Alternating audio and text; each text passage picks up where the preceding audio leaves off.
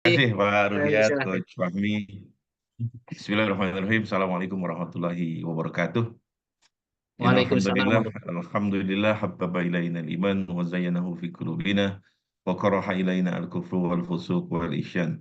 Asyhadu an la ilaha illallah wa asyhadu anna Muhammadan abduhu wa rasuluhu la nabiyya ba'da. Allahumma salli wa sallim ala habibina wa syafi'ina wa maulana Muhammad wa ala alihi wa sahbihi wa man tabi'ahum bi ihsan ila yaumiddin. Baik teman-teman semua sekalian, Pak Riyad, saya waktunya berapa menit nih bicara? Sampai jam 9, Coach. Sampai jam Nanti di 9. setengah jam Tanya lagi jawab ya. untuk tanya jawab. Siap. Oke. Baik, saya masuk ke slide saya ya. Teman-teman udah bisa lihat semua. Alhamdulillah, saya di semacam wake up call nih. Jadi semacam dibangunin lagi bahwa buku Jangan Mau Seumur Hidup Jadi Orang Gajian ini terbit 19 tahun yang lalu. Ya, Masya Allah. jadi nggak tahu teman-teman punya atau enggak. Kalau punya, kelihatannya juga udah hilang tuh. Karena biasanya buku ini beredar, dipinjam orang, dipinjam orang, sehingga riset saya itu kurang lebih pembaca buku ini kira-kira ya 2 juta orang lah, ya. Dan memang seminggu belakangan ini saya lagi diskusi sama istri saya, kita kembali ingin coba tampil kembali sebagai inspirator, motivator, juga book writer.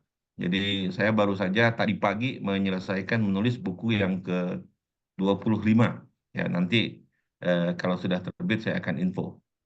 Ya, jadi Jangan Mau Seumur Hidup Jadi Orang Gajian ini adalah buku saya yang pertama, ya, dan ini sudah hampir seluruh Indonesia. Saya diundang bicara cuma satu provinsi yang belum sampai hari ini, Nusa Tenggara Timur, dan juga di beberapa negara. Jadi malam ini saya akan lebih bicara sifatnya memotivasi, menginspirasi, juga bicara tentang filosofi, dan juga bicara tentang teknikal, hal-hal yang sifatnya teknis di dalam bisnis. Jadi teman-teman bisa mengikuti secara cepat, kita punya waktu mungkin 40 menit untuk bicara, nanti kita dalam lagi dengan tanya jawab. Biografi saya tampil di depan, nanti filenya bisa diminta sama moderator.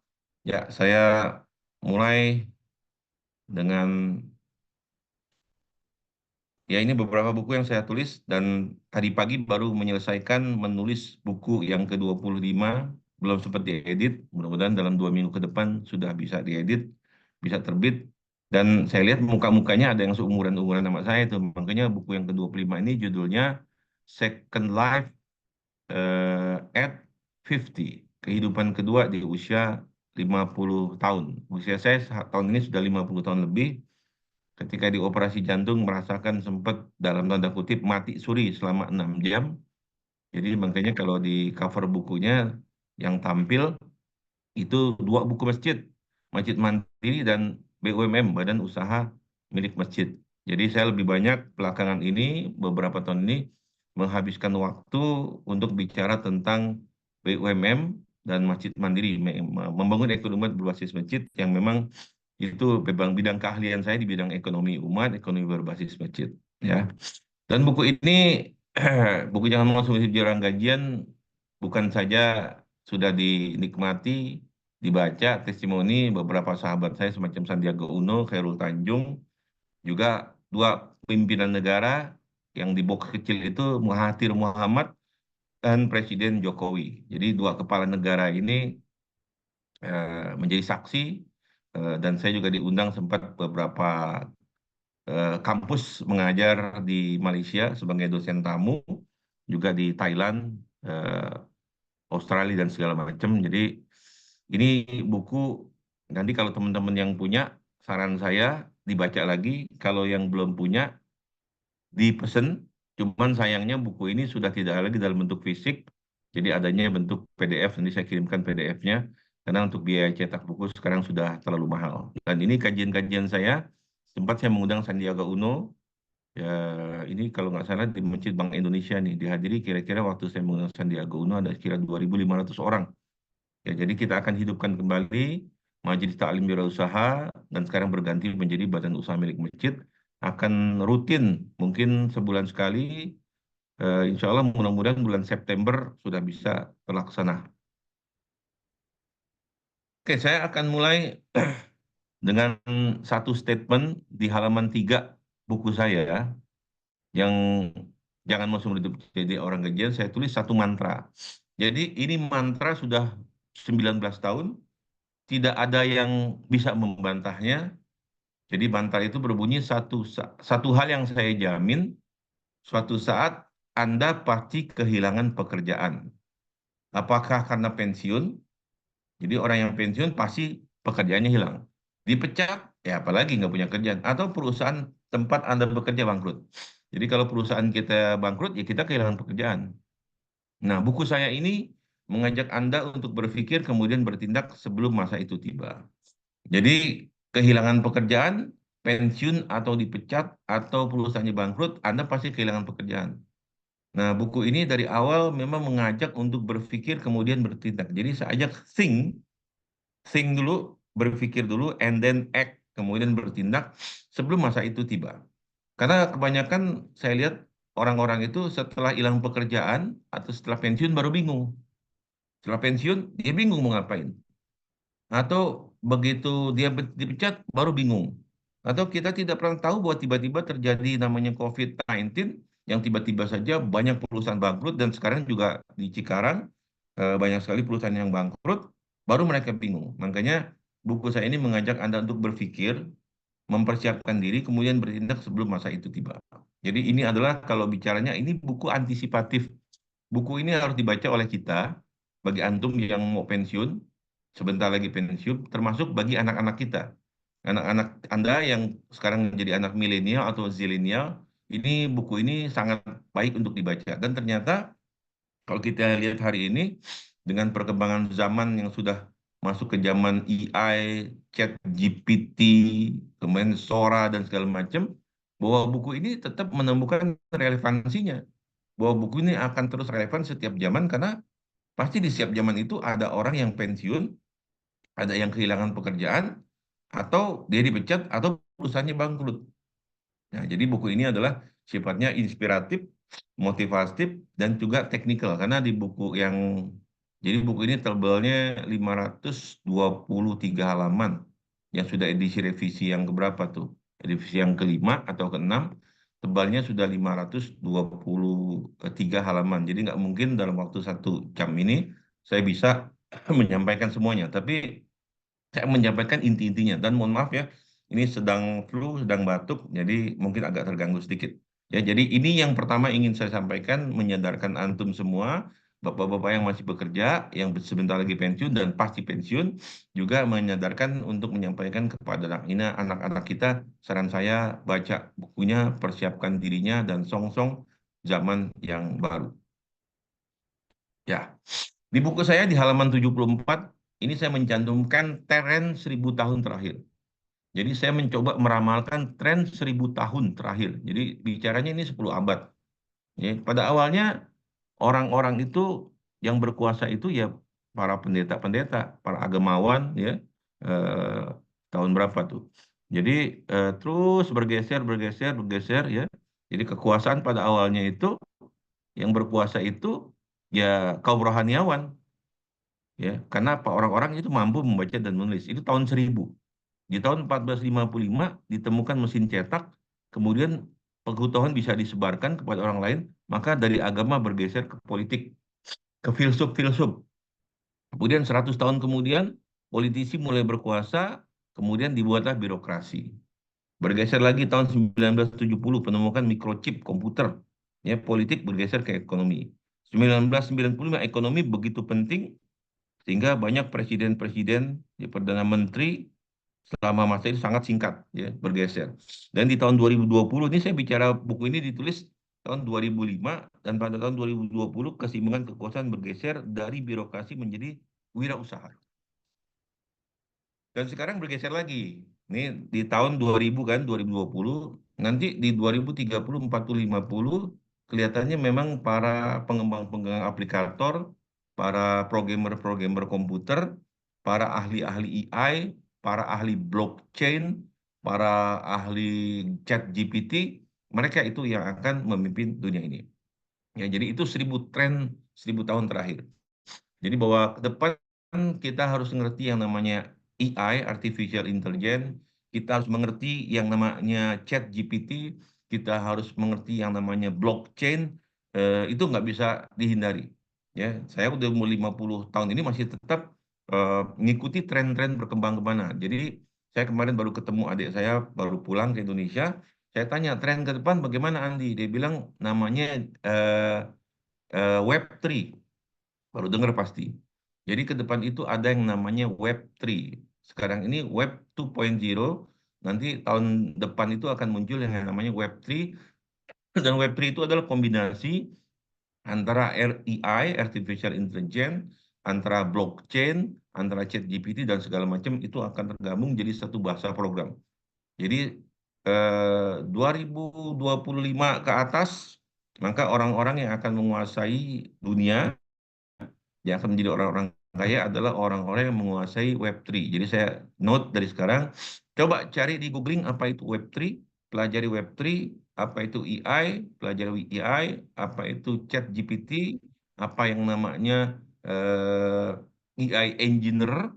Jadi yang ke depan akan mahal, itu penghasilan termahal dari para AI engineer dan juga ahli blockchain. Ya, jadi ini sampai sampaikan kepada anak-anak kita nih. Kalau masa kita udah lewat, tapi saya pikir anak-anak kita perlu mengetahui perkembangan ke depan, tren ke depan akan seperti apa.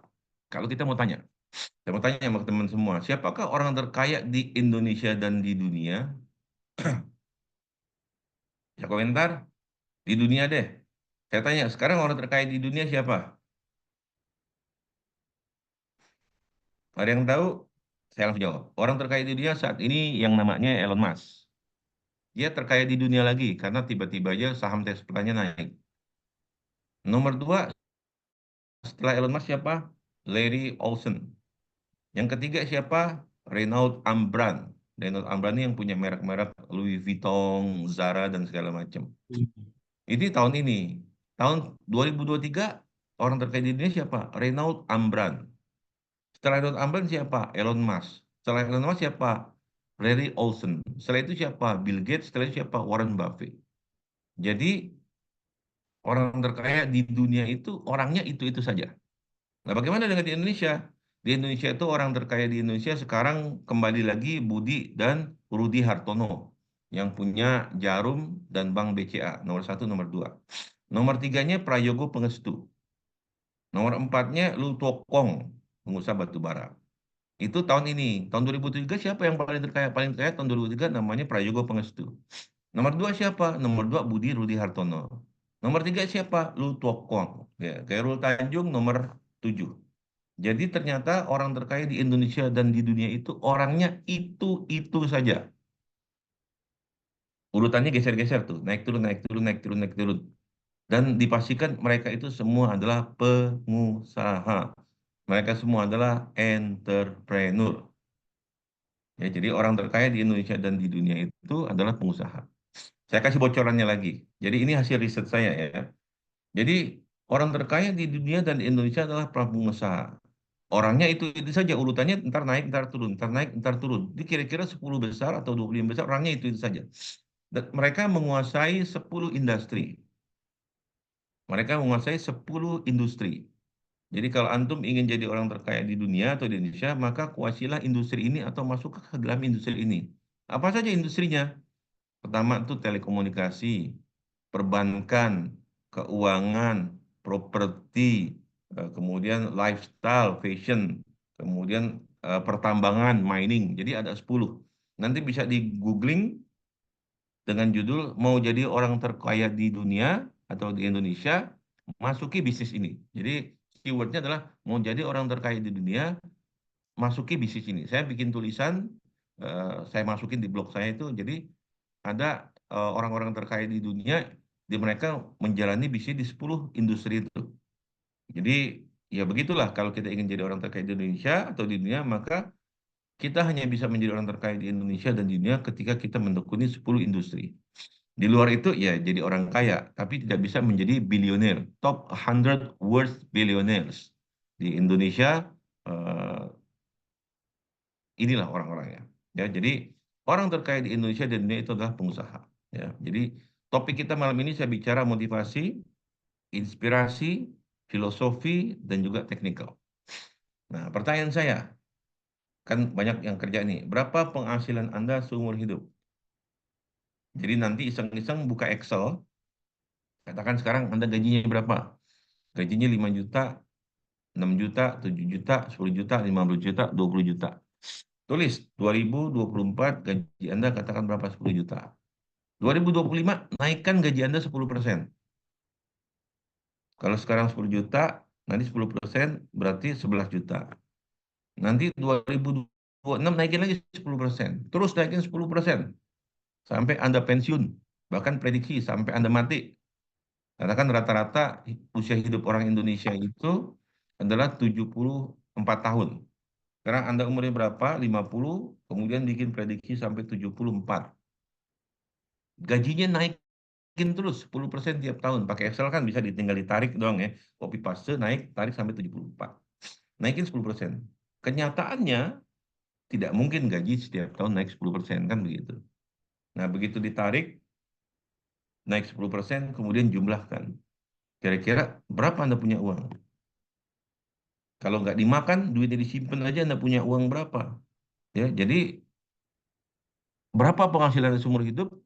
Ya, ngepas-ngepas aja. Kenapa? Ya, kita bekerja. Sementara kalau pengusaha, ya tiba-tiba bisa banyak, tiba-tiba bisa habis juga. Ya, jadi eh, nanti lakukan ya di Excel buka. Kita lanjut lagi. Pertanyaan berikutnya, Pak Ustadz, kita ingin jadi pengusaha nih, kita mulai bisnis nih. Tapi saya kan karyawan Pak Ustadz, ASN. Dari mana kita mesti mulai? Dari mana kita mesti mulai? Ini adalah pertanyaan zaman. Dari mana kita mesti mulai? Nah, ini ayah angkat saya, Bob Sadino. Bob Sadino pernah bilang gini, bisnis itu nggak perlu tujuan, nggak perlu rencana, nggak perlu cita-cita. Pernah dengar nggak Bob ngomong gitu? Pernah kan? Pernah. Ya, jadi Bob ngomong begitu. Nah, kemudian orang-orang udah ngikutin omongan Bob. Diikutin, nggak perlu tujuan, nggak perlu rencana, nggak perlu cita-cita. Akhirnya apa? Remuk bisnisnya. Yang mau bisnis kagak bisnis-bisnis, nggak jalan-jalan, karena bingung mau mulai dari mana. Yang sudah punya bisnis, bisnisnya bangkrut. Kenapa? Nggak ada tujuan, nggak ada rencana, nggak ada cita-cita. Remuk bisnisnya. Kenapa? Kadang-kadang kita menelan mentah-mentah apa yang disampaikan oleh Bob Sadino. Saya sebagai anak angkat beliau, saya suka berantem sama Bob Sadino. Suatu saat saya bilang, Om ngomong bisnis itu nggak perlu tujuan, nggak perlu rencana, nggak perlu cita-cita. Itu sesat, menyesatkan Om. Terus Bob Sadino bilang apa sama saya? Valentino, orang Indonesia itu udah nggak bisa lagi dimotivasi, diinspirasi. Makanya kita teror. Makanya kan kemana-kemana kalau kamu sama saya ngomong, kita teror dia kan pikirannya. Lagian Valentino, gue kan owner, gue kan pemilik. Buat apa gue bikin tujuan, buat apa gue bikin rencana, buat apa gue bikin cita-cita. Manajer gue aja yang bikin. Sampai sini tahu ya, maksud omongan Bob Sadino, bisnis itu nggak perlu tujuan, rencana, dan cita-cita. Ketika kamu sudah jadi owner yang gede. Tapi ketika kamu merintis dari kecil, memulai, ya kita perlu tujuan, perlu rencana, perlu cita-cita. Jadi jangan telan mentah-mentah apa yang dikatakan oleh seseorang. Kadang-kadang kita nggak pernah tahu latar belakang di balik pikiran dia. Ya kalau saya karena memang deket sama Om Bob, saya bisa tanya dan saya bisa berantem sama dia tentang pikiran-pikiran itu. Makanya kenapa Bob Saidino seneng sama saya, kenapa saya berani mendebat pikiran dia. Sampai itu kalau Bob Saidino, saya udah hafal gayanya kalau dia telepon, Valentino, Om lagi sakit nih. Kalau dia ngomong gitu, nelpon saya, tahu saya, dia lagi kangen sama saya. Saya pergi, datang ke rumahnya. Ya, dia pengen berantem gitu kan. Kita lanjut. Berikutnya, kalau tadi mulai dari mana, apa modalnya sekarang? Apa modal bagi seorang pengusaha? Yang pertama, modal kita adalah modal berani bermimpi. Ini saya tulis di buku saya halaman 60. Penjelasannya banyak ya. Ya saya bahas poin-poinnya aja. Jadi seorang pengusaha kalau mau juga harus berani bermimpi. Kalau nggak berani bermimpi nggak usah jadi pengusaha, jadi pegawai aja. Yang kedua, berani mencoba. Walaupun gagal, coba lagi. Yang ketiga, berani merantau. Kita salut dengan orang-orang Padang ya. Orang Padang itu kalau di 17 tahun, dia sama orang tuanya diusir, nggak boleh tinggal di rumahnya. Makanya orang Padang tinggal mana? Tinggal di masjid. Sama kalau orang-orang Amerika itu 17 tahun diusir keluar dari rumahnya. Dia harus tinggal mandiri. Kemana hidupnya terserah. Dan rata-rata orang-orang rantau kalau kita lihat mereka berhasil. Kemudian modal berikut Pak, modal berani gagal. Hanya orang yang berani gagal yang bisa jadi pengusaha. Tapi kalau wah, kuat nanti kalau bangkrut gimana? Wah, nanti kalau kita nggak punya modal bagaimana? Wah, kalau ada saingan bagaimana? Jadi orang yang gagal itu, ya orang yang nggak berhasil karena dia selalu mencari 1.001 alasan. Di buku saya juga saya tulis hasil penelitian Profesor Amos dari American University. Rata-rata rata-rata pengusaha itu dia 19 kali gagal sebelum dia berhasil. Jadi gagal, gagal, gagal, gagal, gagal, gagal, sampai 19 kali gagal sebelum dia berhasil. Hanya orang yang berani gagal, dia akan bisa berhasil. Yang kelima, berani untuk sukses. Gagal perlu keberanian, sukses belum juga keberanian. Karena tiba-tiba kalau kita ke orang dia sukses, tadinya nggak punya duit, tiba-tiba banyak duitnya secara instan, maka tiba-tiba dia bisa berubah. Jadi OKB kaget, tapi kemudian habis lagi duitnya. Seperti siapa? Seperti Mike Tyson. Mike Tyson itu punya duit sampai berapa triliun, sampai 3 triliun. Tiba-tiba jadi kaya, tapi kemudian dia boros segala macam, akhirnya sampai punya utang 1 triliun. Kemana duit yang 3 triliun? Karena dia tidak siap untuk menjadi orang sukses. Dan yang keenam, berani berbeda.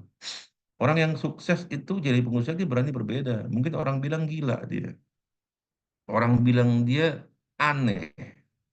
Memang orang-orang sukses dia orang-orang yang berani berbeda. Ya kalau sama aja semua kan nggak enak hidup. Kita lihat semua orang orang putih aja. Kita pergi ke Amerika, orang putih tiba-tiba kita lihat itu orang Afrika hitam. Oh, itu kan jadi perhatian kan? Jadi different. Jadi modal pertama untuk jadi pengusaha adalah untuk modal keberanian. Yang berikutnya adalah modal yang betul-betul namanya uang. Tapi di sini ada kesalahan. Saya ingin luruskan. Ketika dia bilang, Pak Ustadz, saya ingin jadi pengusaha, tapi saya nggak punya modal. Pasti saya bisa tebak ketika dia bilang saya nggak punya modal, di pikiran dia pasti yang namanya modal itu harus uang dan uangnya harus uang dia sendiri. Padahal selain modal uang kita punya bisa modal apa? Yang pertama modal uangnya orang lain. Jadi kita bisa pinjam duit orang lain, kita bisa puterin duitnya orang lain, kita bisa gerakin duitnya orang lain, ya. Bisa modal siapa? Modal kita sendiri, modal istri kita, modal bapak kita, ibu kita, modal saudara kita, teman kita, bank. Jadi berpikir jangan uang itu harus uang sendiri, kita bisa pakai uang orang lain. Yang kedua, modal itu bisnis orang lain. Kita lihat nih, teman kita, wah bisnisnya bagus nih, berkembang. Tapi satu aja yang bilang, bisa kerjasama nggak? Ada bantuin bisnis ente, kita jualin, tapi bagi hasil ya. Kita jalanin, kita jualin produknya, kita jadiin franchise. Nah, ini yang terjadi dengan yang namanya McDonald's. McDonald's dulu Ray Kroc. Ray Kroc itu dia sales. Sales penjual mesin kocok susu. Yang punya McDonald's itu bukannya Ray Kroc, ya, ya. Jadi disamperin sama Ray Kroc. Saya lihat kamu bisnisnya bagus, enak, tapi cuman segini doang nggak bisa. Maka dibeli sama Ray Kroc di franchisein bisnisnya. Ketika dia franchise-kan, maka bisnisnya ada di seluruh dunia. Yang kaya siapa? Yang kaya Ray Kroc, bukan pemilik McDonald-nya. Bisnis orang lain. Yang ketiga, kita juga modal bisnis bisa ide orang lain. Kadang-kadang kita dengar orang ngomong, wah bener nih idenya bagus gitu kan. Kita jalanin ide orang lain. Jadi nggak harus kita sendiri yang memikirkan yang punya ide. Kita bisa mengambil ide orang lain, kemudian menjalankan. Seperti Facebook. Facebook itu bukan idenya si Mark Zuckerberg, tapi itu idenya dua orang temennya yang sama-sama mereka kos bertiga, ngomong ngomong bertiga, kemudian yang kedua berdua ini programmer Facebook itu nggak bisa dia sampein ke Mark Zuckerberg. Sama Mark Zuckerberg dikerjakan sendiri, akhirnya jadilah Facebook sukses. Makanya kalau punya ide jangan banyak ceritain sama orang lain. Nanti ditiru orang lain, diambil orang lain, kita diambil sama orang lain, kita bilang itu kan ide gue ya, udah lewat diambil sama orang lain. Yang keempat, kita bisa pakai tenaga orang lain. Bisnisnya punya orang lain, kita franchising, kita bantuin jual, kita ajak orang lain untuk jadi dropshipper. Zaman sekarang udah canggih. Dropship. Udah, yang nanti yang ngirim-ngirim yang punya bisnis, kita coba ngajak orang jadi dropship, kita dapat komisi. Dan yang kelima adalah waktu orang lain. Jadi modal kita adalah modal orang, uang orang lain, bisnis orang lain, ide orang lain, tenaga orang lain, dan waktu orang lain. Jadi inilah modal-modal yang bisa kita gunakan ketika kita ingin jadi pengusaha. Berikutnya, ini roda Bob Sadino. Saya sampaikan, pada awalnya teman-teman semua yang ingin jadi pengusaha, pada awalnya kan Pak Ustadz mulai dari mana? Pada awalnya kalian nggak tahu mulainya dari mana. Tapi jalan aja kata Bob Sadino. Ketika sudah jalan jadi tahu kan. Nah, jadi yang pertama tahu tuh, tulisan tahu. Ketika kita mulai jalanin, oh jadi tahu. Kita baca teori, kita baca buku, kita buka Google, kita sekolah lagi jadi tahu. Oh begini caranya kalau kita ingin buka rumah makan. Tadinya pengen bisnis rumah makan. Kenapa bisnis rumah makan? Karena semua orang perlu makan. Atau pengen bisnis sembako. Pada awalnya kita nggak tahu bagaimana cara bisnis sembako, bagaimana caranya buka rumah makan. Yang kita lakukan kemana? Kita pergi ke warung sembako, ke warung Alfamart, Indomaret, atau kita makan di rumah makan. Kita liatin aja. Orang di rumah makan ada apa? Oh ada pelayannya, ada dapurnya, pun ada menunya. Kita temuin pemiliknya. Jadi akhirnya kita jadi tahu. Setelah tahu kita lakukan, akhirnya jadi bisa. Jadi pada awalnya kita tidak tahu, kemudian menjadi tahu. Jadi tahu geser tuh ke bisa. Setelah menjalankan sekian lama, kita jadi bisa. Ya, saya dulu nggak tahu tuh yang namanya digital marketing. Maka saya pengen tahu, saya belajar digital marketing, akhirnya jadi bisa. Saya dulu kagak tahu yang namanya itu AI. AI, sekarang jadi saya tahu AI itu apaan. Kita dulu nggak tahu AI yang namanya Gavatar itu apaan. Jadi kita, oh Gavatar itu kita cukup pakai avatar aja, kita masukin nama suara kita, kemudian kita pilih avatarnya, kemudian kita masukin foto kita, itu foto kita bisa bunyi sendiri dengan suara kita yang bikin AI. Orang bilang, Ustaz pakai AI? Iya pakai AI. Saya langganan aplikasi AI yang sifatnya foto, saya foto muka saya saat demo di patung kuda itu saya demo, kemudian saya rekam suara saya ambil avatarnya muka saya masukin suara saya di avatar, udah muka saya itu bunyi sendiri, mulutnya geraknya percis seperti suara saya. Akhirnya jadi bisa, bisa terus lakukan, jadi terampil. Jadi jam terbang ya, jam terbang. Dan begitu terampil, terus lagi coba lagi, accountable, skillful, sampai akhirnya dia jadi ahli. Dari awalnya tidak tahu, menjadi tahu, tahu dilakukan jadi bisa, bisa terus terus terus coba belajar terus, coba lagi, tanya lagi, akhirnya jadi ahli. Begitu kita jadi ahli, forget it about money, lupakan uang, uang ngikutin kita. Dulu, ya ini dulu nih, saya suka ngasih contoh. Kalau kita sebut sekarang, dulu kalau saya tanya pasti tahu orang-orang sebelah saya. Yang paling jago motong rambut siapa? Pasti orang nyebut Rudi Suwarno. Yang paling jago masak siapa? Sebut nama Rudi Khairuddin. Artis paling terkenal naik daun siapa ya? Dulu orang nyebut Agnes Monica. Sekarang siapa lagi?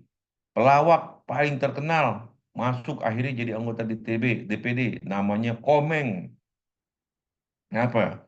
Dia sudah ahli. Awalnya dia juga nggak tahu. Dia belajar jadi tahu, lakukan terus, belajar terus jadi bisa, bisa kembangkan terus, kerja keras terus, coba lagi itu akhirnya jadi terampil, dan ketika dia terampil akhirnya menjadi ahli. Begitu ahli, dia dibayar mahal.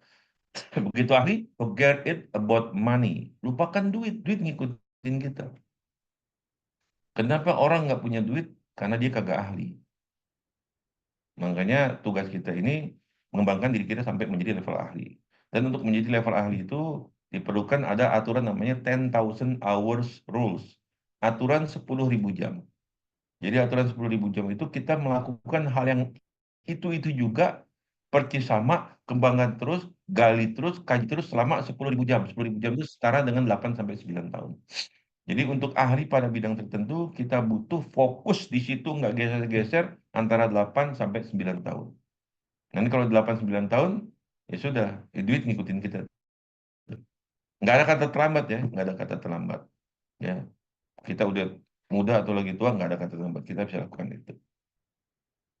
Nah, saya ingat lagi pesan Bob Sadino. Ya, saya tiba-tiba lagi teringat almarhum ya. Dia bilang gini, Valentino, dia ngomongnya kayak gitu tuh logatnya. Valentino, ingat nih, kalau you pengen sukses dalam bisnis, pertama, be the first. Jadilah yang pertama. Kita ingat Aqua? Aqua adalah air minum dalam botol. Kalau industri namanya AMDK, air minum dalam kemasan. Maaf ya, Aqua itu adalah pertama di kategorinya. Dulu begitu kita beli ke warung, Bu, beli Aqua, dikasih Ades, terima. Bu, beli Aqua, dikasih gunung emas, terima juga. Bu, minta Aqua, dikasih merek apa nggak tahu kita terima. Kata apa? Orang udah berpikir yang namanya air dalam botol namanya Aqua, padahal enggak, mereknya macam-macam. Tapi karena Aqua yang pertama membuat AMDK, air minum dalam kemasan, maka dia sukses. Apa yang dilakukan Aqua kemudian dilakukan oleh juga teh botol. Kalau tadi Aqua itu namanya eh, penemunya itu,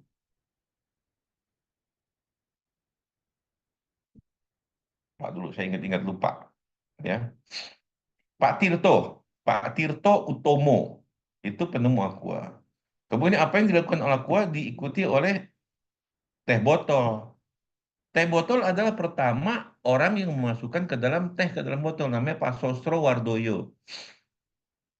Pengalaman dia jalan aus, orang minum teh kan kalau teh di kita ke warung tuh, ke warung nasi uduk, Bu, nasi uduk satu, tehnya satu, makan nasi uduk sambil angkat kaki, itu namanya ngeteh.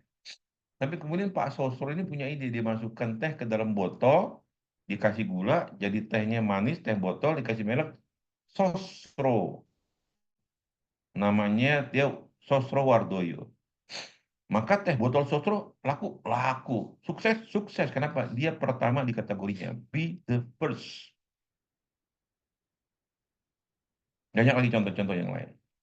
Kalau nggak bisa jadi the first, Valentino, yang pertama, be the best. Jadilah yang terbaik.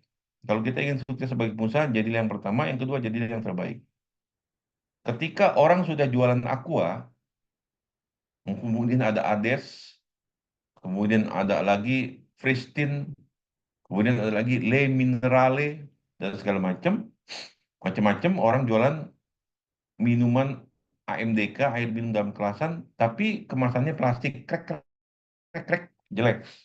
Maka ada orang yang punya ide, dia pengen jualan air juga, tapi harus jadi yang the best. Maka dia jual air juga, air putih, air mineral juga dimasukin ke botol. Tapi botolnya bukan botol plastik, tapi botolnya kaca. Bagus, warnanya hijau. Botolnya nggak ada di pinggir jalan, tapi adanya di meja-meja rapat menteri, rapat presiden, rapat anggota dewan.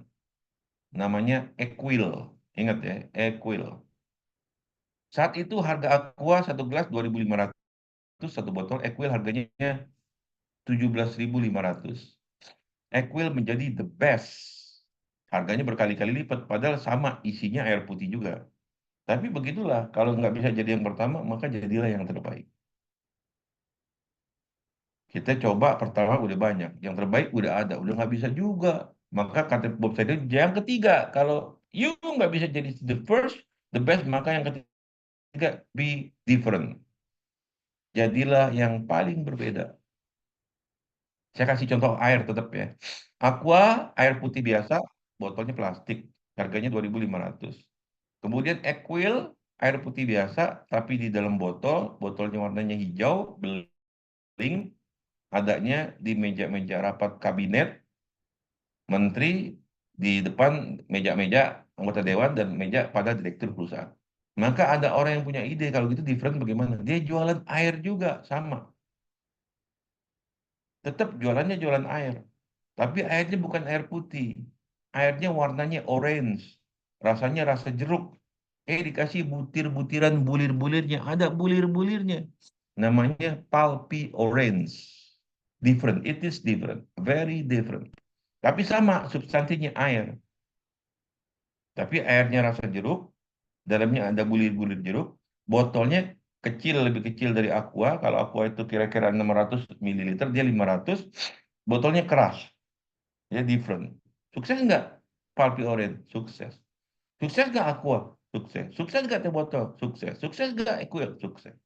Jadi kalau nggak bisa jadi yang pertama, jadi yang terbaik. Kalau jadi maka jadilah yang paling berbeda. Tinggal pikirin aja ya. Jadi aplikasinya di bisnis kalian, ya pikirin sendiri. Saya memberikan clue-nya, kunci-kunci, key. Ya. Kalau mau bikin, gue tuh jadi yang pertama apa ya? Udah ada, cari kalau gitu. Bisa nggak jadi yang terbaik? Bisa nggak kalau ada yang terbaik? Oh, udah ada yang ini. Ada yang bisa jadi berbeda. Saya ingat dulu ya, yang namanya celana jeans. Celana jeans itu kan aslinya Amerika dipakai para penambang-penambang. Kemudian diekspor ke Indonesia, maka celana jeans. Ya biasa, laku juga. Tapi semakin banyak di Cibaduyut, maka orang bikin celana jeans yang dengkulnya bolong. Ingat ya?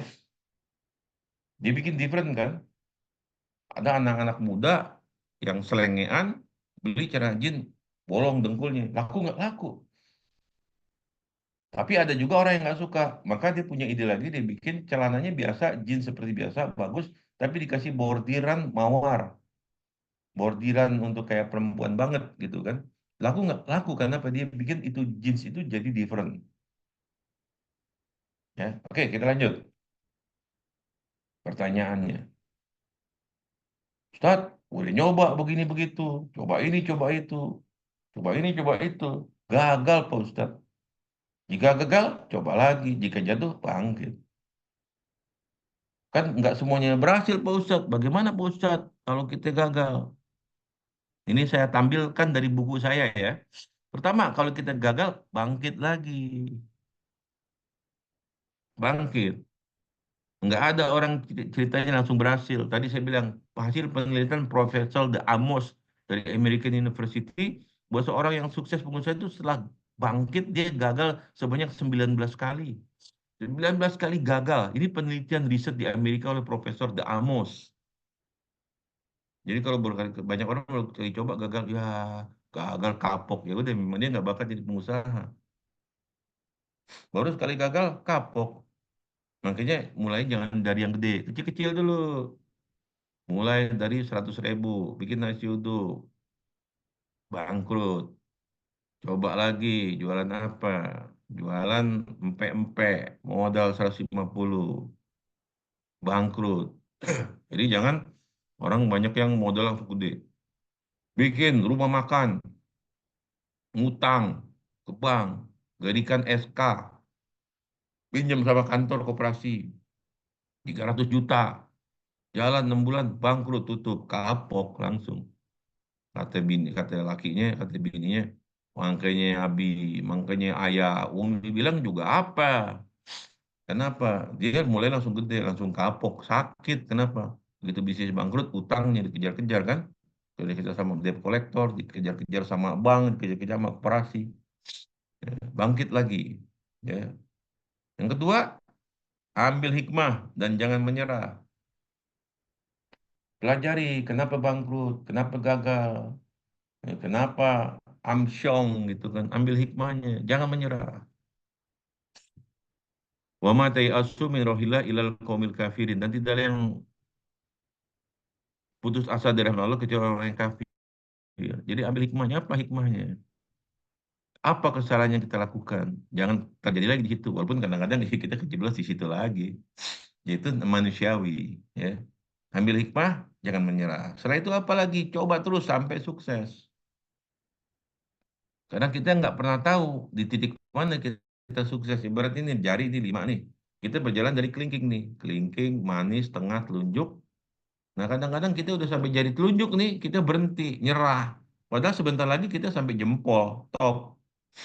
Kita nggak pernah tahu di titik mana kita akan berhasil.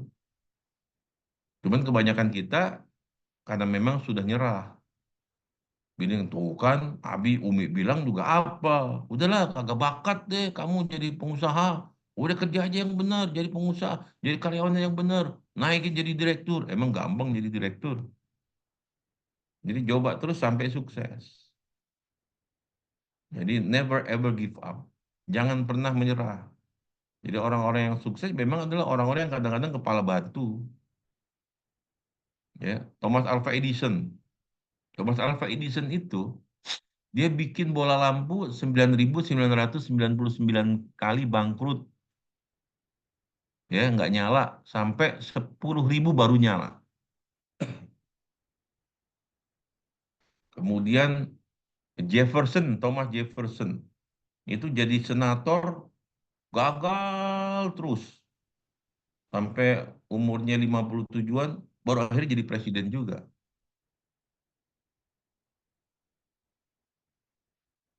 Walt Disney, ya yang Disneyland itu. Itu pabriknya 7 kali kebakaran, habis modalnya. Tapi terus saja. Pertanyaan saya, apa yang menyebabkan Thomas Alva Edison mengikuti kegilaannya sampai 9.999 kali? Apa yang menyebabkan Thomas Jefferson tetap bertahan di politik walaupun sudah berkali-kali gagal?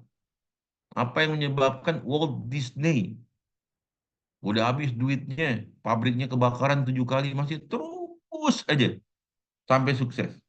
Pertanyaan, kenapa? Jawabannya satu, karena dia yakin suatu saat dia berhasil. Kolonel Sanders itu baru memulai bisnis umur 67 tahun. Ditolak 370 kali. Nawarin resep Kentucky Fried Chicken ditolak, ditolak, ditolak sampai 370 kali. Coba pertanyaan, apa yang menyebabkan orang-orang tersebut tetap bertahan dengan kegilaan mereka? Bagi orang itu gila. Jawaban cuma karena dia yakin suatu saat pasti berhasil. Dan ketika berhasil, terbayar semuanya nggak? Terbayar semuanya. Tapi untuk bertahan dengan kegilaan itu yang nggak banyak bisa orang mengerti. Memang ya begitu hukumnya. Di dunia ini ya cuma 1% orang aja yang berhasil gitu kan. Selebihnya apa? 99% orang biasa-biasa aja. Lebihnya banyak orang gagal. Ya, itu materi saya. Nanti kita pertajam dengan tanya jawab. Siapa mau? Ya, ini buku dua. Tapi saya bilang bukunya sudah tidak dicetak lagi karena biaya cetak sekarang sangat mahal. Nyetak buku setebal 570 halaman, dia nggak sanggup. Karena kalau dijual bisa harganya 500.000, nggak ada orang mau beli buku 500.000. Milenial Tajir Banjir Rezeki. Ya, jadi peserta hari ini, bagi yang belum punya bukunya, tapi mau, syaratnya gampang. Nah, Anda bisa WA saya, atau Anda bisa bersedekah di link di bawah tersebut. Ya, nanti kirimkan ininya, WA saya, nanti saya akan kirimkan buku PDF-nya.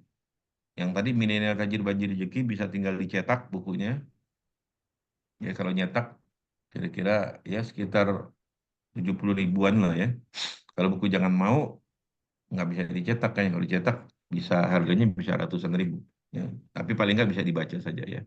Jadi ini nomor telepon saya 0813 1961 8972.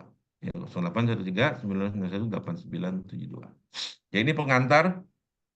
Ya nanti kita perdalam lagi dengan tanya jawab eh, untuk memperdalam materi tersebut. Saya kembalikan ke moderator. Baik, terima kasih Coach Valentino. Nah, Ustadz Valentino ya. Jadi setelah ada yang mau manggil coach atau manggil Ustadz, saya juga senang sih manggil Ustadz sebenarnya. Karena saya sering ikut dulu eh, zamannya belum COVID ya. Saya Ya. juga masih punya nih bukunya coach.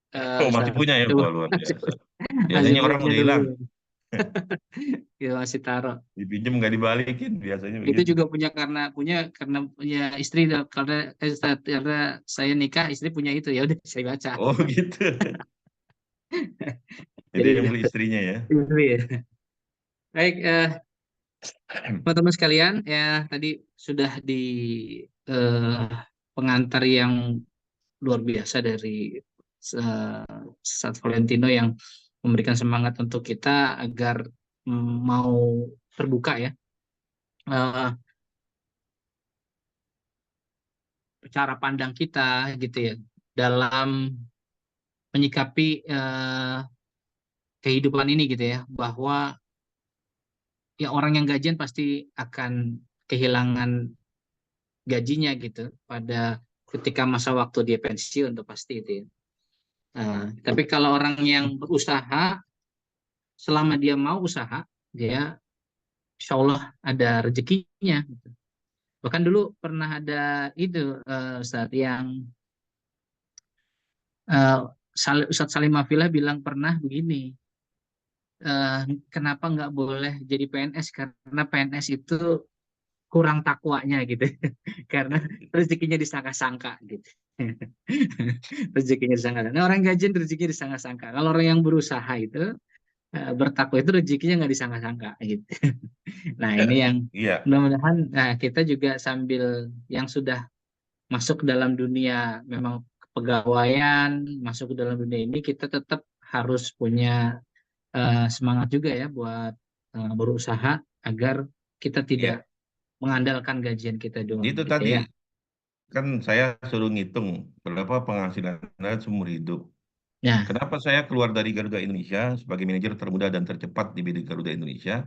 Karena saat itu saya ngitung kira-kira gaji saya sekian sampai pensiun berapa penghasilan. Kemudian bisa nggak saya jadi direktur utama Garuda? Rasanya nggak bisa. Makanya begitu tiba-tiba ada kesempatan gold shake hand, saya hitung ini bisa saya sekolah lagi, saya bisa bangun rumah. Maka ambil keputusan. Dan alhamdulillah keputusannya benar gitu kan ketika menjadi entrepreneurship. Jadi semua keputusan itu ada risikonya.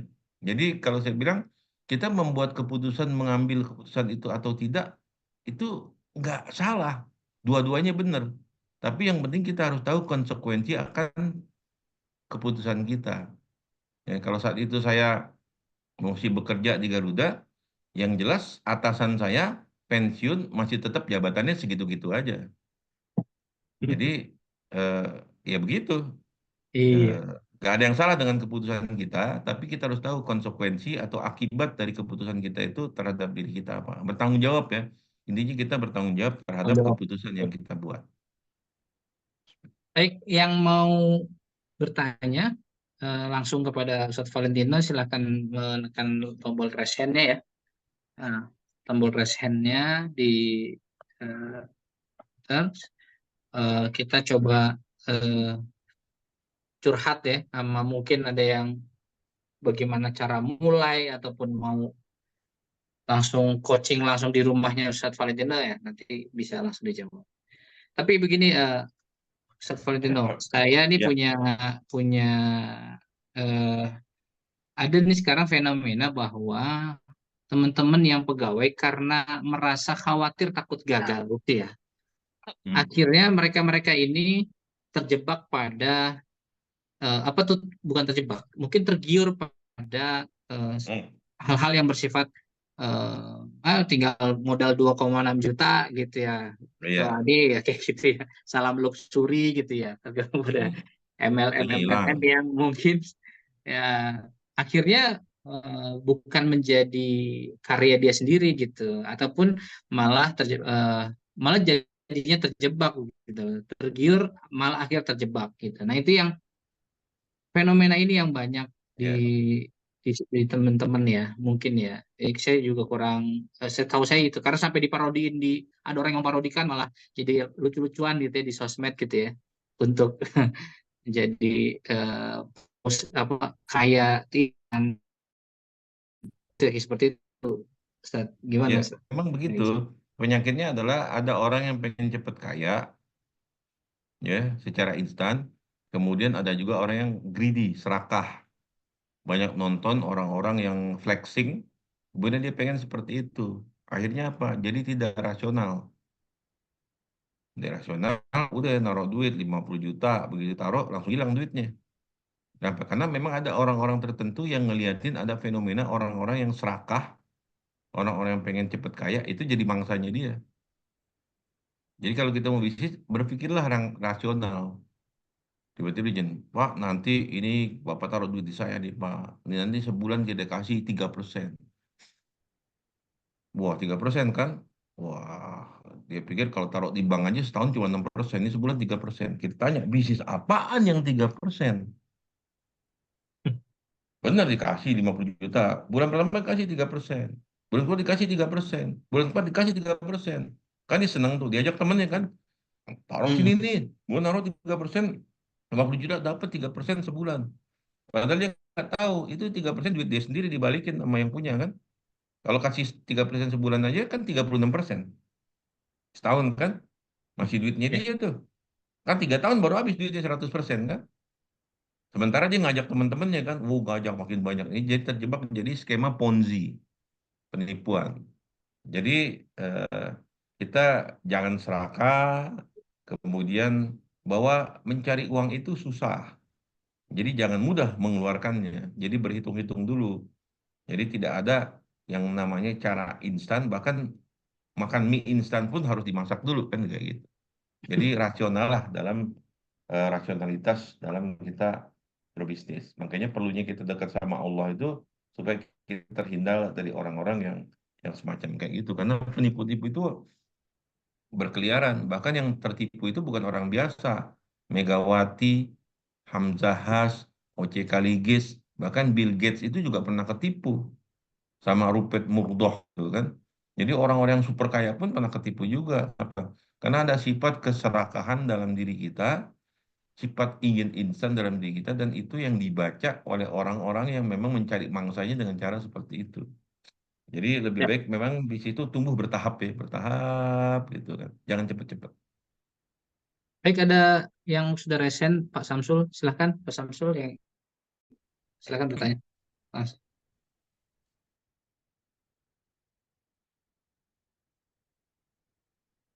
dibuka dulu tombol mute-nya.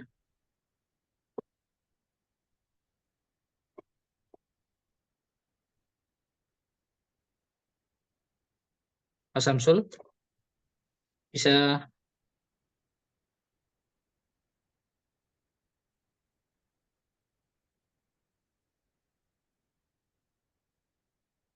halo Pak Samsul masih mute gitu? Ah, ya, oke. Halo, Ya, Assalamualaikum Pak Ustadz. Waalaikumsalam warahmatullahi Wassalam. wabarakatuh. Samsul Pak, saya Ya, perawat di silakan duren sawit Pak Pak. Samsul. Saya udah hampir 10 tahun ya bekerja Wah, tuh. Masya Allah. Intinya sih pengen buat usaha. No, Ya. pertanyaan saya lagi mulai usaha nih Pak Ustadz. Jualan Mm. apa aja sih? Jualan apa Pak? Udah mulai setahun ini. Kemarin es teler, franchise. Terus sekarang coba produk saya sendiri. Chicken itu baru 2 bulanan. Mm. Eh, Intinya sih saya punya mimpi besar gitu, nggak mau terus jadi pekerja lah ini yang masuk banget sama saya. Ya, Intinya sih ya. pertanyaan saya gini Pak Ustadz, apakah sambil bekerja itu bagus nggak sih Pak Ustadz? Apa Oh kita ya, baik. keluar dulu, apa Ya, kan ya, keluar kan itu ya, bahaya banget ya, kita belum punya ya, modal apa-apa. ya, Itu ya, aja Pak ya. Ustadz, mohon di Baik. itu ya. Ya. Tahu. Ya, jadi eh, ada dua pilihan Pak Hamzul ya. Ibaratnya, Pak Ustadz, apakah saya bisnis sambil bekerja atau saya keluar kerjaan? Iya, Itu kan. Nah, banyak sekali orang-orang yang nekat, yang terprovokasi sama Bob Sadino, dia langsung keluar. Begitu keluar kerjaan, ternyata bisnisnya kagak berhasil. bangkrut, oh, susah hidupnya. Ya, yang anak dan istrinya. Makanya Iya. ada kalau kami di komunitas itu yang namanya kita jadi amfibi, Pak. Amfibi itu ya dia kerja sambil merintis usaha. Sering perhatiin tuh kalau orang-orang di Taman Mini itu Sabtu Minggu kan libur. Sabtu Minggu dia ke Taman Mini, dia jualan Pak, jualan baju jersey atau ke mana Bukit Perkemahan Cibubur. Ya, saya beli celana tuh, celana yang selutut harga 150.000. Sabtu Minggu doang dia jualan Pak. Iya. Jadi nggak langsung bunuh diri. Nah, begitu jalan terus berkembang, kembang. Nah, saran saya, kapan kita boleh keluar full untuk mengelola bisnis kita setelah penghasilan dari bisnis kita 5 kali dari gaji kita. Katakan gaji kita 3 juta. Dari bisnis kita, kita ada untung 5 kali, 15 juta. Ah, Anda boleh memutuskan untuk keluar. Artinya apa? Bisnisnya udah stabil, Pak. Banyak kan orang karena semangat, udah langsung bisnis aja, nggak perlu rencana, nggak perlu tujuan, cita-cita. Begitu buka, bulan depannya 2 bulan bangkrut, modalnya habis. Yang jadi korban siapa? Ya, anak sama istrinya. Ya, jadi saran saya sih begitu Pak ya. Jadi kalau setelah di amfibi aja dulu untuk karyawan tuh amfibi. Nah, tidak banyak orang yang berani langsung keluar. Ya kayak saya dulu berani langsung keluar aja Pak. Yang jadi korban ya jangan jalan keluarga Pak gitu kan. Nah, Belum. jadi eh, saran saya adalah ketika bisnis Anda sudah 3 sampai 5 kali daripada gaji Anda, nah, Anda boleh memutuskan untuk full di dalam bisnis. Artinya bisnis Anda sudah stabil. Ya, begitu Pak Kamsul. Iya. Makasih Pak Ustadz. Sama-sama. Baik, ada lagi yang ingin bertanya? Eh, Mungkin ada yang ingin di kolom chat, silahkan ini. Ini di kolom chat juga eh, Bisa ya, dibacakan aja Pak, kalau ada di ya, chat. ya, oh dia pernah ikut program Entrepreneur University untuk jadi Oh member, iya, bayar 3 juta lalu COVID, iya. tapi tidak berjalan lagi programnya. Jadi eh, ya memang banyak begitu. Iya. Sekarang ini berbisnis itu dengan orang hati-hati dengan melihat faktor daya beli gitu, Ustaz. Iya. Bagaimana cara kita menumbuhkan sekarang dengan melihat fenomena banyaknya orang tutup malah sekarang toko jadi rumah apa toko gadai gitu ya, kayak Mm-mm. usaha gadai gitu ya. Betul, Jadi betul. ya jadi apa ini fenomena juga gitu Ustaz. Jadi usaha banyak tutup kok malah yang tumbuh jadi apa usaha gadainya gitu. Nah, ini juga kelihatan banget gitu di sekarang-sekarang ini begitu ya, Ya, orang bisnisin, daya belinya semakin turun. ngebisnisin orang lagi Hmm. susah gitu kan. Apa kita bisnis gadai aja gitu ya? Sama gini, saya jawab satu pertanyaan ya. Waktu saya siaran di radio, ada yang tanya begini, Pak Ustadz, saya pengen bisnis, tapi saya nggak tahu bisnis apa Pak Ustadz saya. Tapi suami saya Pak Ustadz itu kata orang kalau bakar ikan, bikin ikan matu, Ustadz. Dia bilang, saya tangkap katakan suami saya kalau bikin ikan itu kata orang enak. Saya bilang, Bu, kenapa ibu nggak bisnis ikan bakar aja? Kenapa? Saya tangkap kata orang, saya ajarin nih ya buat yang juga. Ini case ya, case nyata. Dia bilang, Bu, ibu biasanya kalau bikin ikan bakar berapa? Bikinnya 2 Pak Ustadz. Besok bikin 5. Buat apa Pak Ustadz? Ya buat jualan, saya bilang. Mau bisnis nggak? Mau Pak Ustadz, bikin 5 ya. Nah, cara bikinnya begini Bu. Ibu bikin 5, dibakar. Kan kata orang enak kan? Kata orang enak. Jadi bukan karena kata dirinya, kata orang lain. Jadi kalau kata orang enak ya pasti enak. Kalau kata istri saya enak, itu subjektif gitu kan. Tapi kalau kata orang lain enak, Iya, enak betul. pasti enak. Dia bikin 5, setelah jadi 5, Bu, ibu bakar. Kemudian ibu pinjem plate. Plate itu piring yang agak panjang oval gitu ya gede. Ibu taruh ikannya di plate, kemudian ibu hias pakai tomat, pakai ketimun, pakai selada. Kalau nggak ngerti, buka YouTube cara menghias hidangan. Dah, udah setelah itu ibu potret. Cara motretnya buka YouTube. Jadi ikannya udah dihias, dipotret. Cara motretnya kan tinggal pakai kertas putih di kiri, kertas putih di kanan, kertas putih di depan, potret pakai handphone. Bagaimana supaya hasil potretnya bagus kan? Cekret. Udah, udah dipotret, bagus. Ibu gabung kemana? Ke GoFood, ke Shopee Food, ke GrabFood. Gabung aja ke situ.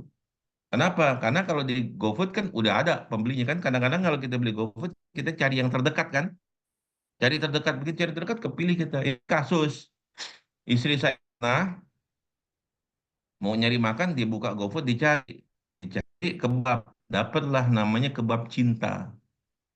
Hmm. Terus dia pesan, dibawa pulang. Saya bilang, ini enak kebabnya, kebab mana itu? Kebab cinta di mana itu? Di jalan situ. Harganya berapa? Harganya 10.000. Padahal kebab Baba Rafi 17.000, 15.000. Dia lebih enak, lebih murah, lebih gede. Besok saya beli ke situ ya kalau kebab ke situ. Sama nasi goreng Bang Doel. Itu gara-gara dibuka, di googling cari terdekat, kepilih nasi goreng Bang Doel. Ternyata enak dan murah. Pesan ke situ nggak? Pesan ke situ. Jadi tadi tuh bisnis orang lain kan pada awalnya kan idenya ide suaminya kan. Tapi kita cuman tinggal ikut ke platformnya namanya GoFood, ShopeeFood, GrabFood. Kenapa? Dia sudah ada jutaan pembelinya kan. Ya kalau orang iseng nyari ketemu atau paling nggak lagi cari yang terdekat kepilih pesen. Sekarang kebab cinta itu udah pindah rumahnya tuh, nggak di situ lagi, udah maju dia. Itu yang Bang Duel itu tukang nasi goreng, tadinya dia ngontrak kecil, sekarang jadi punya dia rumah. Jadi bisnis itu ya sesederhana itu. Tadi be the first, be the best, or be different. Begitu. Baik. Di kolom chat sudah ada yang beberapa yang bertanya, Ustaz. Ini Ya kita jawab silakan dulu yang dibacakan. pertama untuk Panugraha. Ustadz, saya bekerja. Menurut Ustadz, untuk usaha sampingan, apakah kita bisa mencoba eksperimen ke berbagai jenis produk atau usaha, atau suatu fokus satu jenis aja? Ya, saran saya fokus Pak. Jangan coba bermacam-macam. Jadi katakan Bapak ada fashion, kemudian ada kuliner, ada herbal, ya kan? Saran saya pilih satu. Pertanyaannya kan milihnya bingung. Hmm. Buka Google Pak. Google lalu buka Google Trend, googling, track. Katakan dia kosmetik, buka ketik kosmetik, curur banyak. Yang mana yang paling banyak dari tiga itu pilih satu, fokus satu sampai gede. Ini ngomong gampang nih, begitu saya ngelanggar juga gitu. Baik, baik. Ya, tapi jangan gitu kan, karena ini kita belajar jangan, jangan bukan. Ya, sekarang zamannya udah canggih, fokus, buka Google Trend, lihat pasarnya berapa besar, pembelinya berapa banyak, duitnya berapa besar. Jadi zaman udah canggih, kita bisa pakai Google Trend. Kalau nggak ngerti Google Trend, Bapak buka Google, apa itu Google Trend? Bagaimana cara melakukan search keyword? Seberapa banyak orang yang mencari itu? Maka jual yang paling banyak dicari orang. Jangan, kayaknya bagus, jangan pakai kayaknya. Kalau pakai kayaknya pasti bangkrut. Tapi kita lihat, oh ternyata fashion yang cari pakai keywordnya sekian juta orang, kosmetik sekian juta orang, kuliner sekian juta orang. Nah cari. Ya, jadi semuanya pakai ilmu pengetahuan. Riset dulu. Setelah riset datanya kan kita tahu segmen target market kita siapa, pembeli kita siapa, mereka ada di mana. Semuanya bisa dipakai Google. Udah, satu Pak, satu terus aja. Tadi kan awalnya Bapak nggak tahu. Setelah coba jadi tahu. Belajarin lagi bagaimana cara marketingnya, pakai digital marketingnya, bagaimana cara ngelola keuangannya, bagaimana cara promosinya, bagaimana cara kemasannya, bagaimana cara pemasarannya, bagaimana cara pengirimannya. Pelajarin. Pada awalnya kita tidak tahu, kemudian menjadi tahu, tahu menjadi terampil, terampil menjadi ahli. Kalau sudah ahli, duitnya datang sendiri, Pak. Berikutnya, Ya, eh, sebelum saya lanjut ke pertanyaan selanjutnya, saya mengingatkan bahwa presensi kehadiran dan juga sertifikat seminar ini ada di kolom chat. Silahkan para teman-teman bisa sambil mendengarkan, sambil juga ngisi ya presensi kehadiran dan juga sertifikat. Nanti setelah pelatihan ini kita akan lewat email masing-masing. Lanjut ke pertanyaan selanjutnya nih. Izin nanya Pak Ustadz, sarannya gimana Pak Ustadz kalau satu usaha masih ngerintis sudah berjalan, tapi ingin nambah ngerintis usaha di bidang lainnya karena seperti prinsip jangan taruh telur di satu keranjang aja untuk menghindari kebusukannya di satu keranjang. Dari Ya, Mas Alif itu, Ustadz. Dia begitu. ya. Itu filosofinya don't put an egg into one basket itu di filosofi di investasi, Pak. Bukan di dalam Hmm. bisnis. Kalau di investasi itu jangan terus taruh satu telur dalam satu keranjang. Itu namanya portfolio investment. Kalau bisnis nggak begitu. Ini saya lagi ngeliat antum nih, ya, aneh kan nggak ngeliat ke sini gitu. Jadi fokus itu penting. Jalankan sampai berhasil, ya. Kemudian sampai level berapa, berapa dia katakan nanti jalanin bisnis properti nih, ya. Kayak anak saya nih, contohnya anak saya dia desain interior, interior dulu, ya. Dia bisnis interior 5 tahun, 6 tahun, dia udah ngerti kan interior, udah bagus, berhasil sambil kerja. Boleh nggak masuk ke bisnis lainnya? Boleh. Bisnisnya apa? Bisnis developer properti, ngebangun kan gitu. Dia masuk ke industri yang kagak jauh. Jangan sekarang buka restoran, besok fashion. Oh, jauh banget tuh. Kalau tiba-tiba lagi buka travel, kagak nyambung. Akhirnya yang ini jadi ikik, ini kagak, itu kagak. Akhirnya bangkrut semua gitu kan. Kali lagi saya pernah mengalaminya, ya bikin banyak banget perusahaan. Akhirnya satu-satu tutup semua. Kenapa? Kagak fokus. Jadi fokus, fokus, fokus. Fokus itu suatu keharusan di dalam bisnis. Boleh kita menambah kategorinya ketika bisnis itu sudah remote, sudah bisa berjalan. Kita nggak perlu hadir lagi, dia udah jalan. Artinya udah punya sistem gitu kan. Tapi jangan juga berbisnis yang industrinya terlalu jauh. Tadi kalau dia desain interior, kemudian dia bisnisnya properti, developer. Kemudian dia setelah developer, dia pilih lagi konstruksi. Itu nyambung tuh. Nanti propertinya banyak, dia bisnis jualan cat, boleh nyambung. Jadi di dalam kategorinya, di satu kategori itu nyambung. Jadi jangan bisnis travel, ntar ada bisnis fashion, ntar ada bisnis kuliner, ntar bisnis macam-macam yang kagak nyambung gitu kan. Itu akhirnya orang bilang, "Ya, ente bisnisnya ikik, ini kagak, itu kagak." Atau dibilang, ente bisnis apa? Aneh, Ustadz, bisnis aneh, bisnis palu gada. Saya bilang bisnis palu gada tuh kayak film India tuh. Film India kan tahu gada tuh, yang gede tuh Iya. kan, yang buat ngeketok. Ya gada gedenya Ya, Bang. segitu-gitu aja tuh nggak bisa gede. Ya, ini kagak itu kagak. Saran saya fokus, fokus, fokus. Iya, fokus gitu ya. Ini. Nah, yang berikutnya nih, Sat. Eh, dari Mas Ade Persetio. Assalamualaikum Ustadz, bagaimana Salam. cara mencari partner bisnis yang amanah? Jadi lo bisnis Nah, cuman dia mencari partner nih, Ustadz. ya, Gimana caranya? dari partner bisnis itu susah-susah gampang, gampang-gampang susah. Ya, pertama partner bisnis itu pastikan bahwa dia itu berbeda dengan kita. Jangan kita orang marketing, kita jadi marketing juga, jadi berantem tuh, kembar, matahari kembar. Katakan kita jago produksi, tapi kita nggak jago marketing. Ah, kita cari marketing. Cari partner yang bisa melengkapi kekurangan kita, menutupi tolongnya kita. Jadi partner bisnis itu harus bisa supporting, mengembangkan bisnis kita. Nah, jadi nanti setelah dapat marketing, kita nanti marketing lagi. Cari apa orang keuangan. Kita butuh keuangan, cari melengkapi. Jadi kan PDCA tuh, kalau dalam Aspara itu namanya PDCA. Plan, do, check. Kita bikin rencanaan, do, lakukan, cek, kita periksa, kemudian act, lakukan lagi. Bahasa Jepang itu Kaizen. Kaizen itu continuous improvement. Satu dari sisi keahlian begitu. Yang kedua, kita cari mitra, lihat dulu mitra kita ini ya kalau bisa orang Muslim, dia sholat apa enggak. Lihat, ajak dia sholat di waktu. Kemudian ajak dalam perjalanan. Perjalanan kelihatan tiap karakternya. Saya kemarin ngajak temen, ah, rapat nih kan, kita minum di kafe. Itu lah, dia kopi, dia coba lemon teh, dia coba jus. Kita ngebayarin dia kayak gitu kan. Artinya, wah ini kagak beres. Kan kalau kita, makan apa Pak? Ya, saya sate Padang aja deh. Kan kalau teman, ya ini mah itu sate Padang juga. Kan begitu.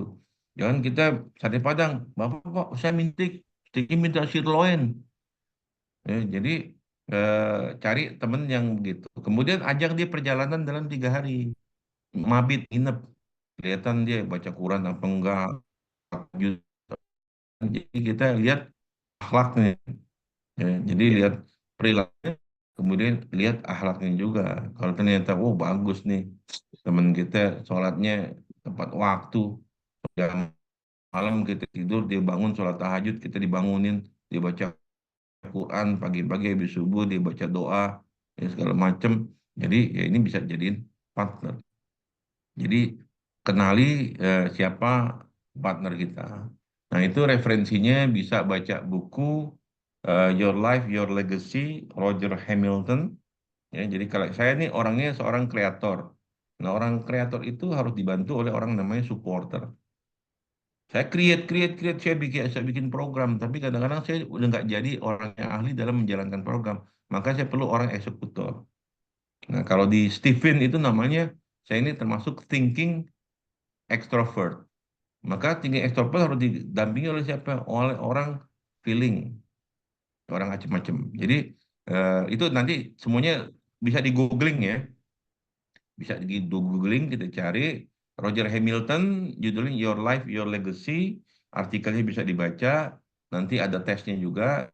Kita ini termasuk tipe apa? Kalau kita tipenya katakan ini perlu pendampingnya, perlu mitranya, perlu partnernya seperti apa? Ya banyak-banyak.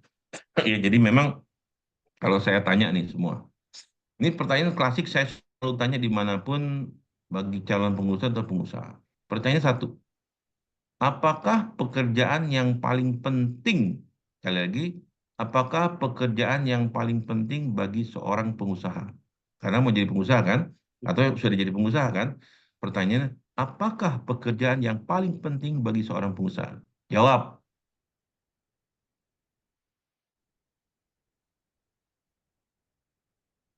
ayo. Yuk, sebentar. Apakah pekerjaan yang paling penting bagi seorang pengusaha? Nah, yang jawab bisa jawab dikasih hadiah ntar sama panitia. Ada door prize bukunya Ustadz Valentino. Jawab, ayo. Ada? Satu, Ada yang berani jawab, ayo? dua, jawab doang gratis, saya nggak berani ente. Gratis jawab, kagak pakai duit, pakai bacot doang. Orang Indonesia gitu, kagak berani. Eh, Nanti tadi kan modal usaha apa itu? Berani, berani bermimpi, berani bercita-cita, berani gagal, berani mencoba. Apa tuh? Action, terus berusaha. Bukan, belum benar. Apakah pekerjaan bagi wisata bertahan? Bukan. Skill? Bukan. Terus mencari peluang usaha? Bukan. Bisa cari orang lain tuh kan tadi. Otak orang. Terus belajar? Bukan. Sabar? Bukan. Merawat? Bukan. Berani? Bukan. Keyakinan? Bukan. Action? Mimpi? Bukan. Takut Allah? Bukan. Pertanyaan, apakah pekerjaan yang paling penting bagi seorang pengusaha? Belum ada yang benar nih. Silaturahim? Bukan. Marketingnya silaturahim. Tidak takut gagal? Bukan. Fokus? Bukan. Konting? Bukan. Ide? Bukan. Kreativitas? Bukan. Belum tepat.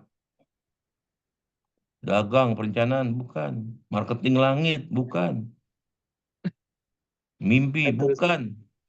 Punya keberanian? Bukan juga. Dan Tujuan? Bukan. Action? Bukan.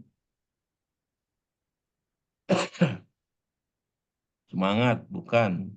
Keluar modal? Cari keuntungan? Belum ada yang benar, masih jauh.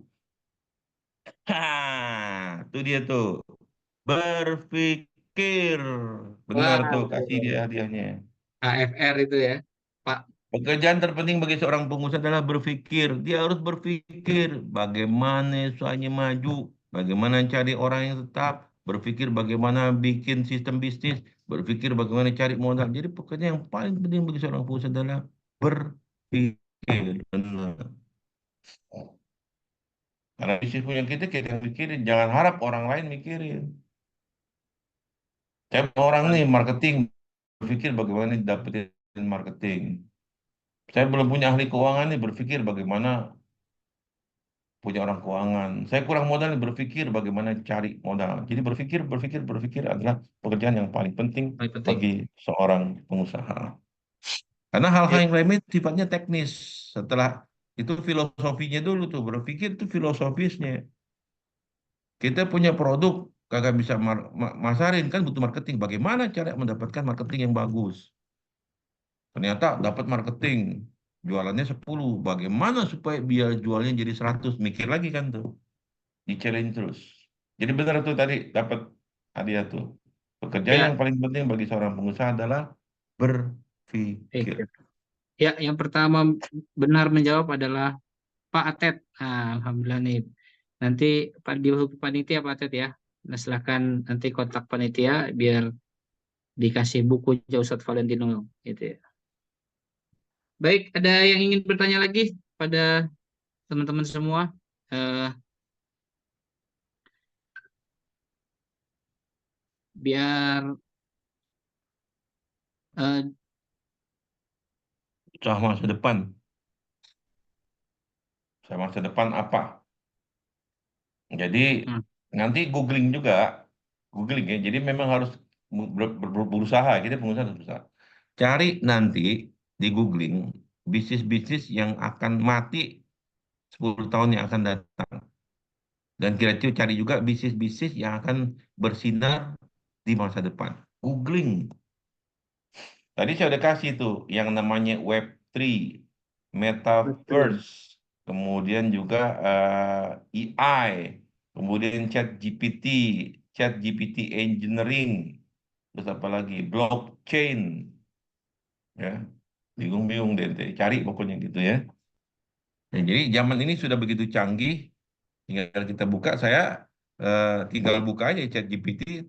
Tadi pagi saya baru menyelesaikan menulis buku ke 25, 20 bab, pakai apa? Ya? Pakai ChatGPT. Pakai ChatGPT, yang paling penting apa? Nulis promptnya. Nggak tahu prompt, cari apa itu namanya prompt.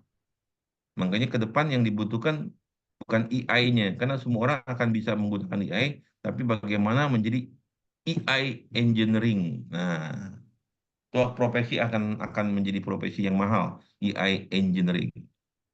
Apa itu AI engineering? Cari, googling. Wah, luar biasa ini. Ya masa kalah sama kakek-kakek. Saya kan udah tua, udah Aduh, punya cucu, masih mau belajar. betul betul. Sangat membantu sekali emang ChatGPT sekarang ini Waduh, ada nulis buat nulis kita buku berapa yang jamnya masih jadi. di Sehari kalau kita mau bikin 50 1000 artikel, itu cuma butuh waktu 1 jam loh, bikin 1000 artikel. iya, Tapi yang terasa penting harus banget. ngerti cara menulis promptnya.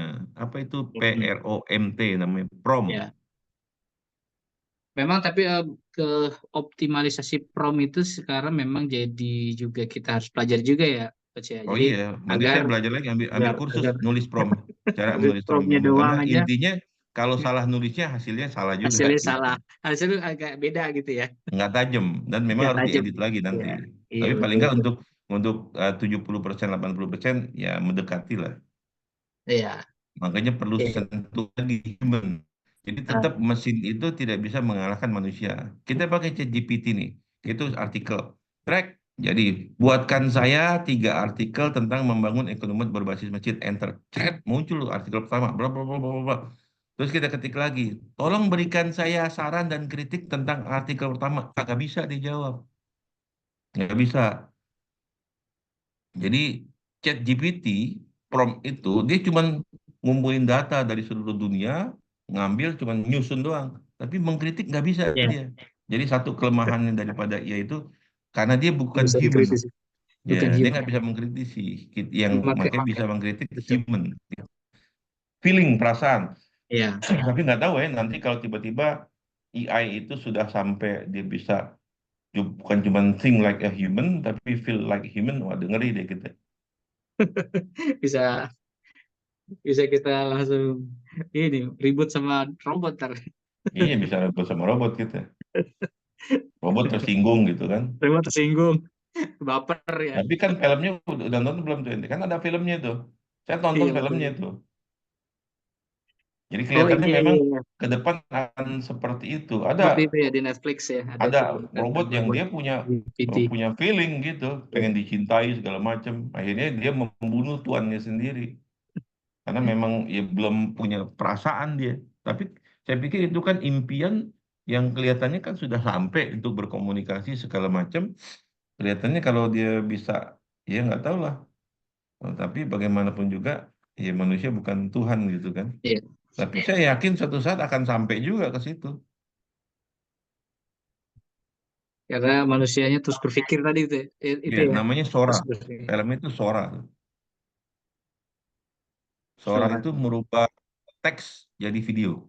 Kita ngetik teks, ini buku saya ini jangan mau itu kan 570. Saya ketiknya satu paragraf tentang bagaimana bila gagal. Saya ambil satu paragraf, masukin di Sora, nanti jadi video tuh. Terus sampai segitu.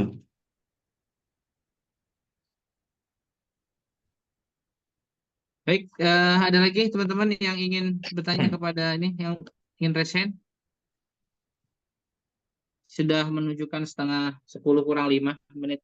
Jika tidak ada yang bertanya, mungkin eh, kita harus tarik kesimpulan dan kita segera tutup eh, seminar pada kali ini. Tapi sebenarnya harus memang ini Pengantar ya, nggak pengantar. bisa pengantar aja ini. Ya, ini baru Harus pengantar. banyak lagi kita dapat materi-materi yang lain dari Ustadz Valentino, Ya, mungkin dari buku-bukunya yang begitu banyak yang harus ya kita juga simak juga apa ya, mungkin rasanya juga beda, feel-nya beda ketika baca buku mungkin dengan kita ya dengar ada langsung pertanyaan ada apa yang seminar lanjutan nih Pak Ustadz? Doakan nah, saya lagi nulis buku yang ke-25. Judulnya itu Second Life at 50. Kehidupan kedua terus setelah 50 tahun. Saya sudah 50 tahun lebih. Ketika operasi pernah saya mati selama 6 jam. Ya pengalaman-pengalaman segala macam. Nanti Masya saya akan Allah. bagi dalam Second Life at 50. Mudah-mudahan September bisa kita adakan seminar offline-nya di gedung BPPT. Nanti setelah seminar itu Baik. akan ada dari mungkin biasanya jam 9 sampai jam 3 seminar saya itu. Seminarnya, kemudian dapat bukunya, dapat workbooknya, dan kita akan bikin klubnya tuh. Ada klub Oh, karena eh, ini kan ide nama ide itu yang bergerak ya. Jadi ya. ide itu dinamis.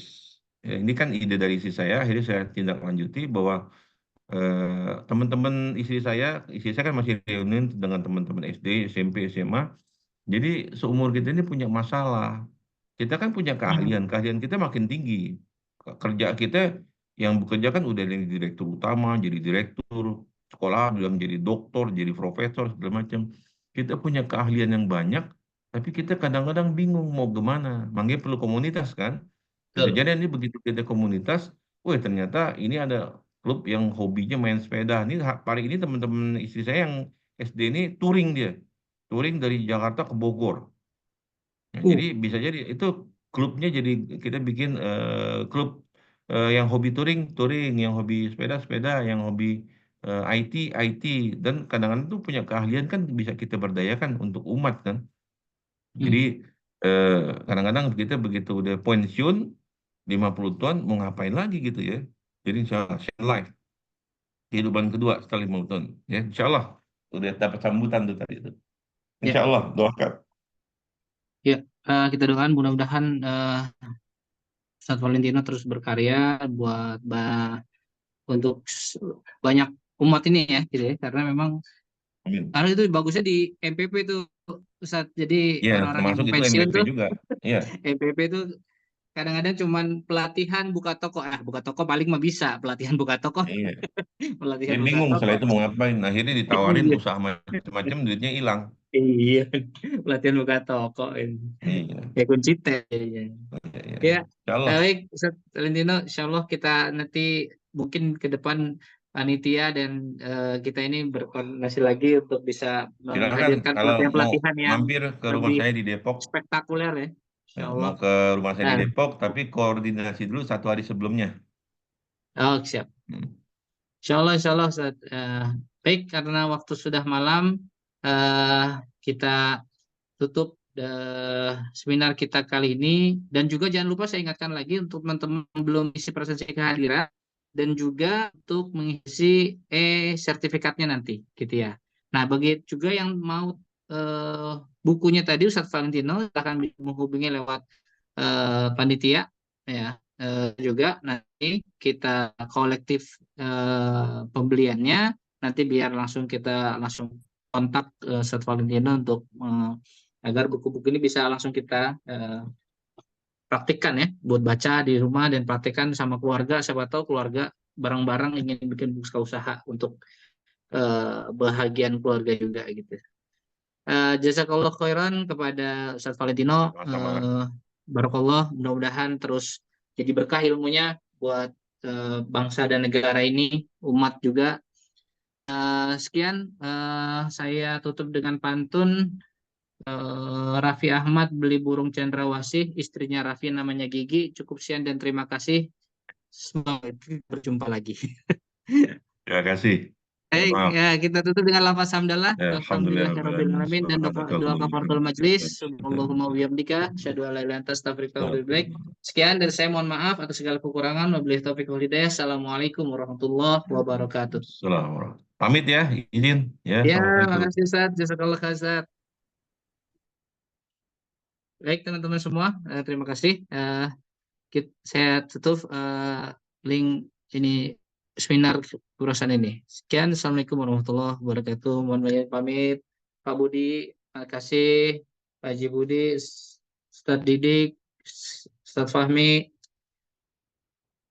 dan Rizal. Mohon izin pamit. Pak Sunu, dan yang lainnya. Assalamualaikum.